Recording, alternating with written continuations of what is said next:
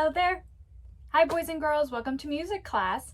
I'm super excited to get some music done with you this week. As you can see, I have my CMCS bow and I have my Solfege t-shirt. Pretty cool, pretty cool. What we're going to do today is we're going to talk about a couple new things, and we're going to review something that you'll remember from the fall that we worked on last semester. So first thing that we're going to review before we get to our music superhero is the different music periods. So different musical eras. A musical era is going to be a time span. So the time span of a few years that certain music was popular before it started to change and develop.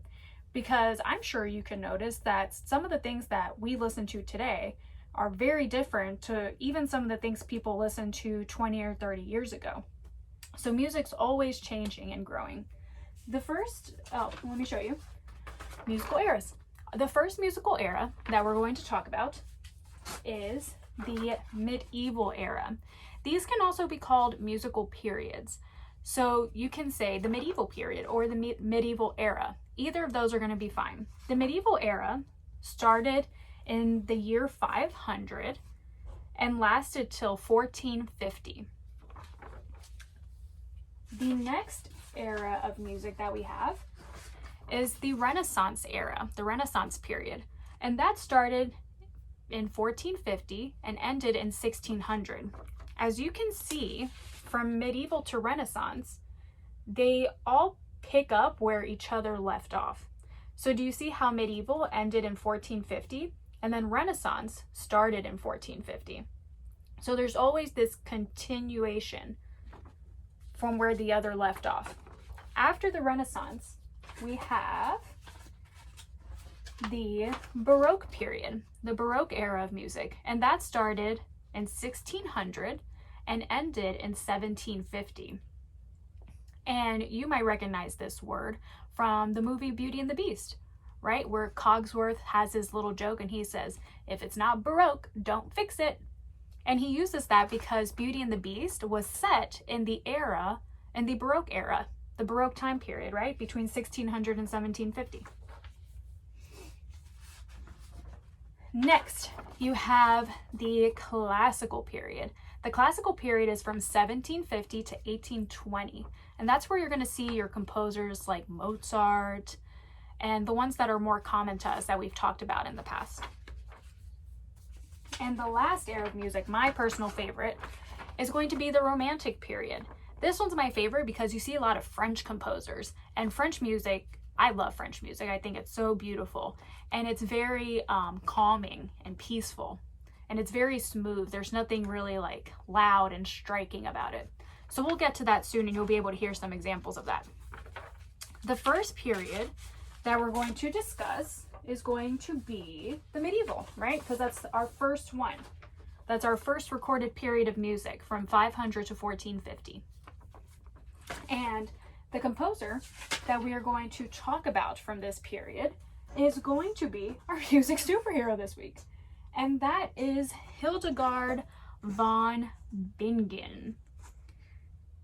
You're saying, what does von mean? So Hildegard von Bingen is originally from Germany. That's where she's from. So that's why she has that, her name is a little bit different, because that von is going to mean of in English. So it says Hildegard of Bingen. That's where she was originally from, right? The area that she was from. So let's talk about when. So she was born in 1098.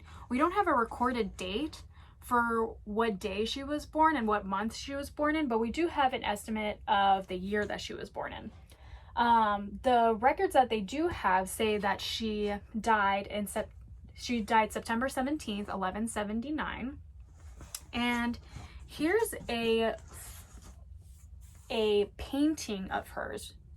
Do you see how we don't really have photos of people from all the way back then? It's because photography hadn't been invented yet. So the only way you would have a record of how someone looked like was from either drawings or records detailing the looks of that person. So we have this information because people had drawn pictures of her or painted paintings of her. So that's how we're able to see kind of a picture of what she may have looked like. And it tries to be as close as possible, but it may not be quite exactly how she looks. So we have to give it a little bit of wiggle room. Next, we're going to talk about what. So Hildegard von Bingen was a Benedictine abbess. An abbess is a woman that's in charge of the rest of the nuns in an abbey in the Catholic Church. She was also a writer, a composer, and a philosopher. She is one of the best known composers of sacred monophony. Sacred monophony, that's very new to us. So monophony is this type of music that only has one moving line. So there's not kind of like our songs that we work on that have drums in the background and piano and tambourines and we're singing and doing all these things. Instead, it was just the voice performing. Like if we sing, for example, like Kafo without the drums, there's only one line of music happening. That's what mono means. Mono means one, M-O-N-O, one. As well, so we'll keep going here, as well as the most recorded in modern history. So she's the most recorded abbess in modern history.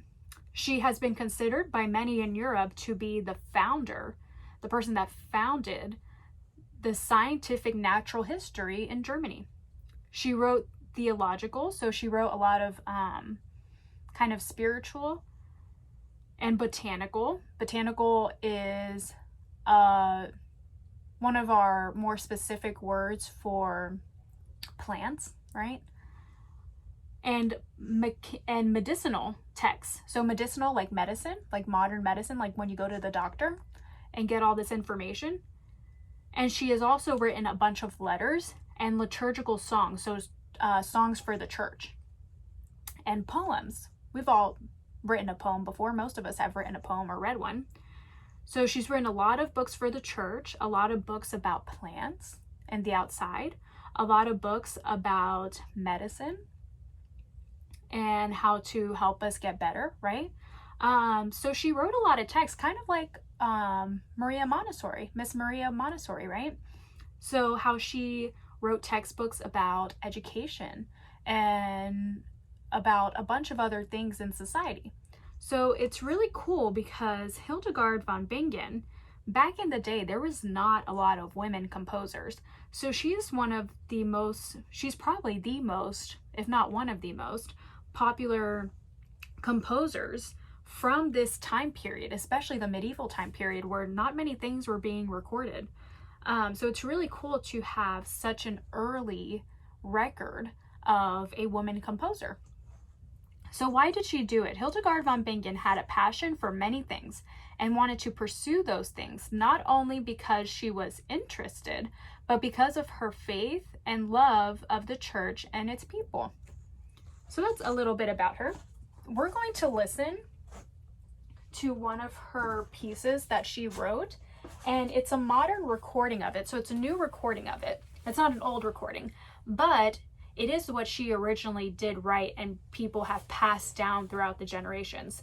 And you're going to notice it sounds very different than what we listen to today. And you're going to hear that sole line of just voices moving, okay?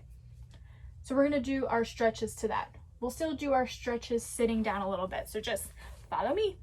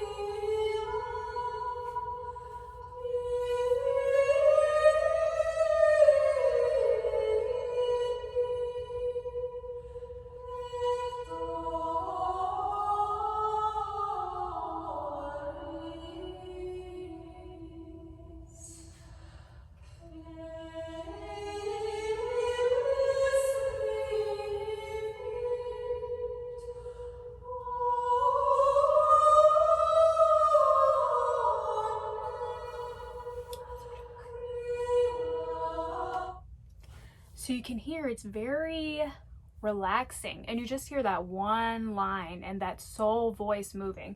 And sometimes it's more than one voice all together moving in unison, moving as one.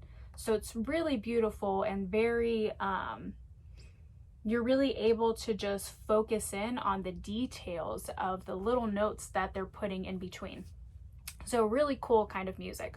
All right, next thing that we are going to do is we're going to review our solfege really quickly like we did last time. But I say we invite a friend. Hello, Sprink, welcome down. It's time for Sprink, guys. All right, please remember we sit up nice and tall, our shoulders are relaxed, and when you see Sprink fly up, our voices go higher, and when he comes back down, our voices go lower. And we move our voices in between, right, as he's flying. And we do what type of vowel shape with our mouth? Because we match what Sprink does, right? Because owls make a what sound? That's right, they make an ooh sound. So with our voices, we're going to make an ooh sound from high to low and low to high, wherever Sprink is flying. All right, here we go. We're going to start him on this side. Here we go. Ready, go. Ooh, ooh, ooh.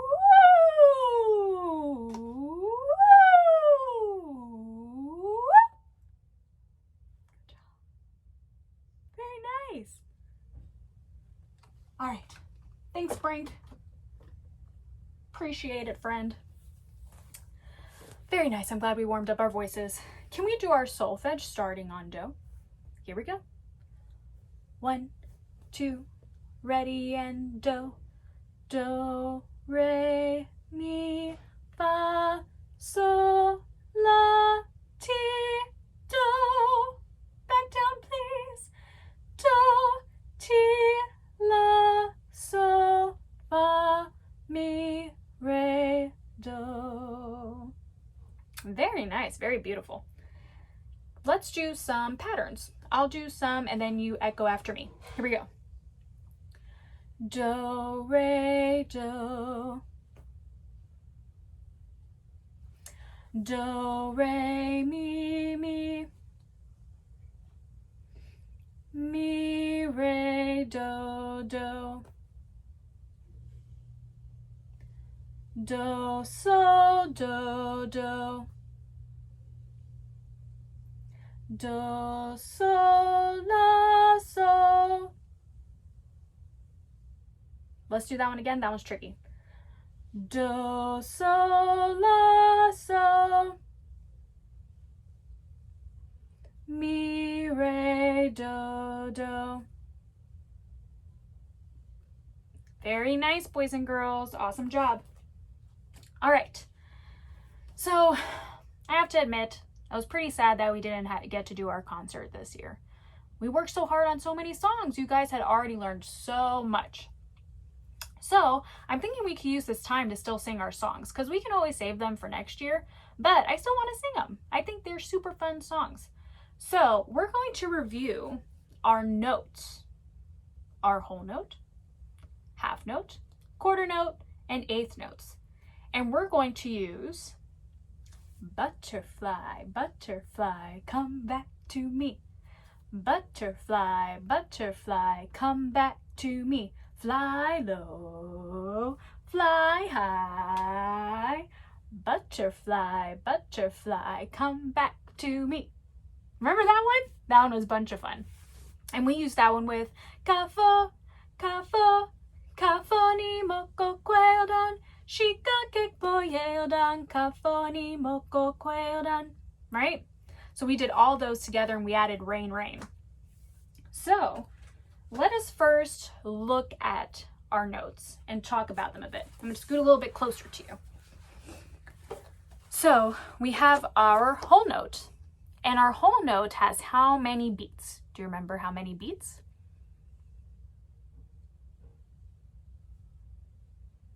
That's right, 4 beats, right? We have ta, whole note. Raining raindrops. right? We had a bunch of ways that we would learn about the whole note. Next, we have our half note. I almost forgot. What was our whole note's name? It was Willis. Willis, the whole note. We can't forget their names. That's very rude of me. I'm so sorry. All right. Half note. Do you remember half note's name? It's one of my favorites. It's Henrietta. Henrietta the half note. And a half note has how many beats? That's right. It has 2 beats. So we have ta, or half note, or splish, splash. Actually, that would be 2 half notes. So it's splish. Because remember, we hold out the words splish and splash for 2 beats. Next, we have quarter note. Do you remember quarter note's name? It was Quincy. Yeah, Quincy the quarter note. And a quarter note has how many beats? Has 1 beat. So we have ta, or we also call it drip, right? So we have, from the beginning as a quick review, raining raindrops, splish, splash. Drip, drop, drip, drop. Because remember, we would show 4 quarter notes, so that would be 4 beats, right? So 1 beat for a quarter note. And our last note that we learned about was the 8th note. Do you remember the 8th note's name? We had 2 names for the 8th note because sometimes we see the 8th notes paired together. They're not always like this. Sometimes there's just one with a flag, right? And the flag goes down. But we also practice them a lot when they're together. I think each class may have had different names for our 8th notes. I know some of us had Edith and Emily. Some of us had, who else did we have? Ethan for one of them. So we had different names for our 8th note, so we don't all have to have the same answer. And if you come up with one, you could use that one too. So our 8th notes, each one of these has how many beats? So if I show you one 8th note, do you remember how many beats it was? Remember we would talk about how if we had a pizza, we would split it in half. We would split it in half. So an 8th note, one 8th note equals half a beat. So if I put 2 together, how many beats do I have? If I put 2 halves together, half and half equals how many beats? It equals 1. 1 beat. Like if we put half of a pizza and half of a pizza together, we put them together, it equals 1. So we always call these pitcher, right? In our rain sequence, we would call it pitcher. When we're talking about tas and tts, this is tt. And if we just want to call it what it is, we would say 8th, right? Because there's 2 of them. Does that make sense? All right. So let's focus on quarter notes and 8th notes. Quarter notes and 8th notes. So if we put these 2 together, we would have ta, ti, ti. Look at it again. Ta, ti, ti. What if I switch them? I have ti, ti, ta. Ti, ti, ta. 8th quarter. 8th quarter. What if I did this?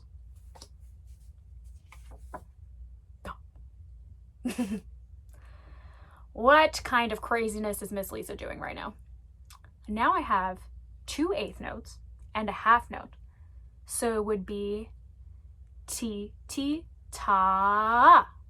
Because I hold it out for 2 beats. Does that make sense? Listen to it again. Ti, ti, ta. What if I switch them?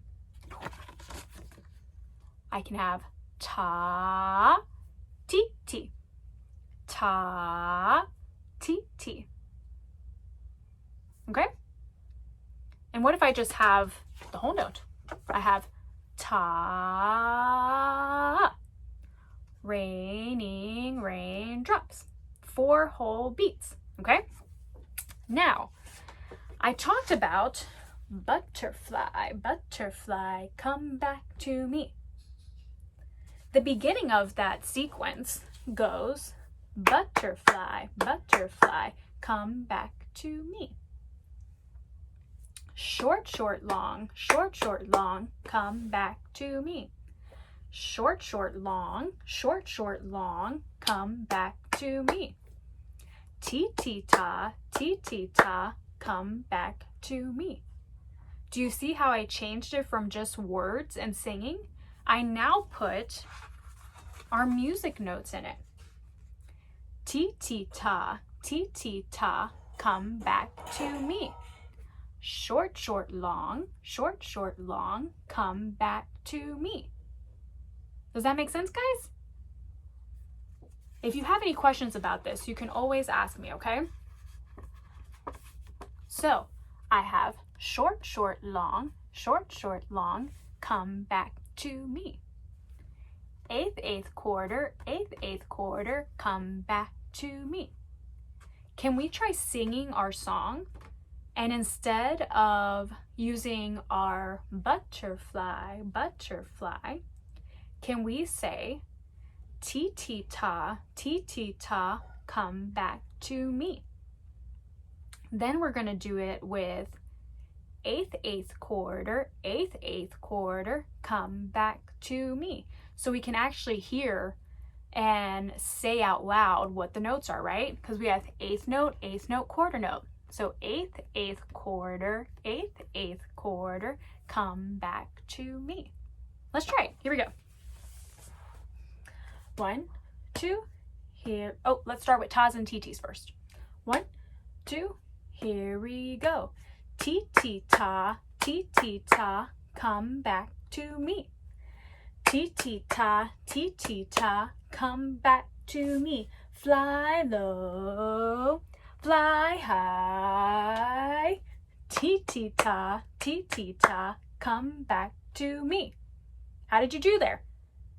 Is it a little tricky? I know we're so used to singing the words. Let's try it again with ti and ta. Here we go. 1, 2, here we go. Ti-ti-ta, come back to me. Ti-ti-ta, come back to me. Fly low, fly high.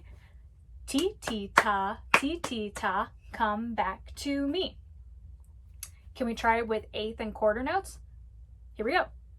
So we'll say eighth quarter, come back to me. All right, here we go.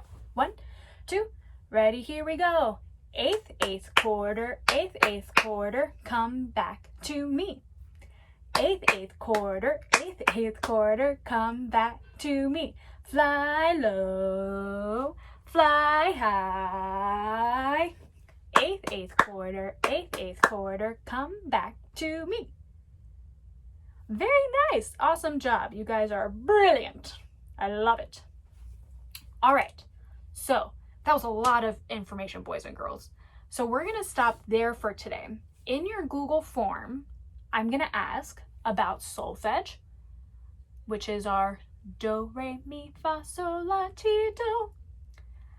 I'm going to ask about our musical periods, right? Our music superhero, and we talked about which period of music? You tell me. And then I'm going to ask about our different notes, right? So let's review. We have whole note, 4 beats.